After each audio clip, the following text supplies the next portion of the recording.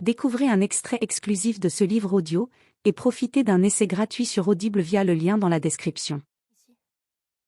Si c'est le cas, je suis dans un sacré pétrin. Eh oh!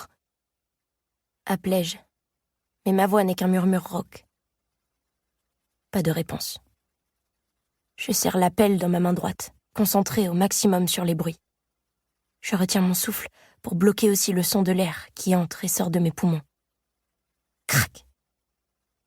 Une autre branche qui se casse. Aucun doute cette fois. Pire, le son est plus proche que tout à l'heure. Et maintenant, j'entends le crissement des feuilles. Mon ventre se serre. Je ne pourrai pas m'en sortir grâce au bagout cette fois. Je ne peux pas prétendre qu'il s'agit d'un gros malentendu. Si quelqu'un me repère, c'est fini. Fichu pour moi. Menottes au poignet, voiture de police, toute sirène hurlante, prison à vie sans possibilité de libération conditionnelle, la totale. Et puis, soudain, au clair de lune, j'aperçois un écureuil qui s'élance dans la clairière. Alors qu'il passe devant moi en courant, une autre brindille craque sous le poids de son petit corps. La bestiole disparaît ensuite dans la clairière et les bois retombent dans un silence de mort. Ce n'était donc pas un être humain. Ce n'était qu'un animal sauvage. Les bruits de pas n'étaient que des bruits de patounettes qui détalaient. Je relâche mon souffle. Le danger immédiat est écarté, mais ce n'est pas fini pour autant. Loin de là. Et je n'ai pas le temps de me reposer. Je dois continuer à creuser. Oui, car je dois enterrer ce corps avant le lever du soleil. Première partie. Chapitre 1. Ève. 3 mois plus tôt.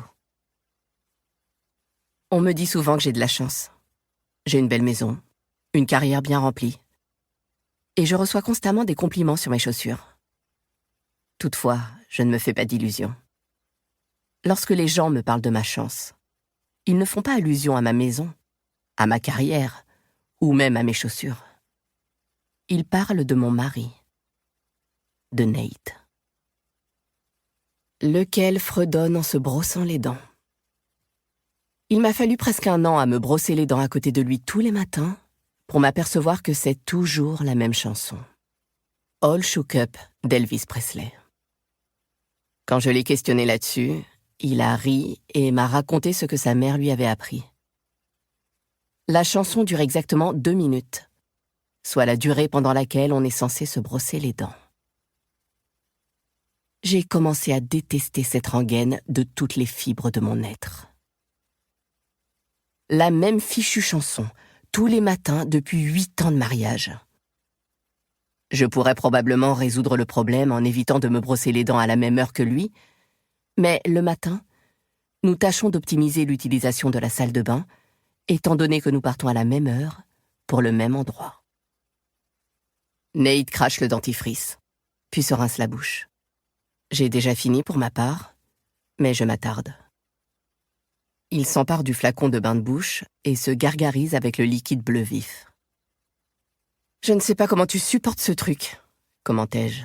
« Je les trouve acides, ces bains de bouche. » Il recrache dans le lavabo et me sourit. Il a des dents parfaites, droites et blanches, d'une nuance si éclatante qu'elle vous oblige à détourner le regard.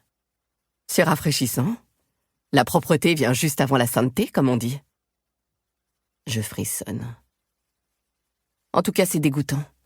Ne m'embrasse pas après t'être gargarisé avec ce machin. Nate s'esclaffe. Et en effet, c'est assez drôle, vu qu'il m'embrasse rarement, de toute façon. Un vague bisou sur la joue lorsque nous nous quittons le matin, un lorsque nous nous retrouvons le soir, et un avant de nous coucher. 3 baisers par jour. Notre vie sexuelle est tout aussi réglementée. Le premier samedi de chaque mois. Avant, c'était tous les samedis, puis c'est passé à 1 samedi sur 2, et depuis 2 ans, nous nous sommes installés dans le schéma actuel. Je suis tentée de programmer la séance comme un rendez-vous récurrent dans l'agenda partagé de nos iPhones.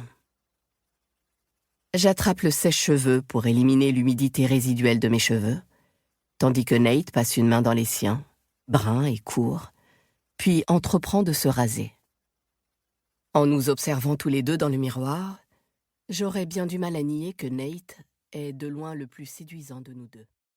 Livre audio complet gratuit disponible en description de cette vidéo.